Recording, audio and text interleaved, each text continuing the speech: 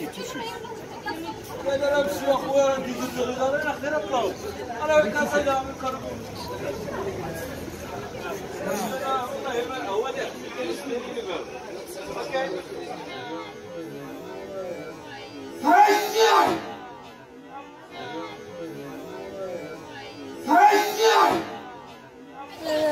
خصوص بيا باش يقول لك كلمتي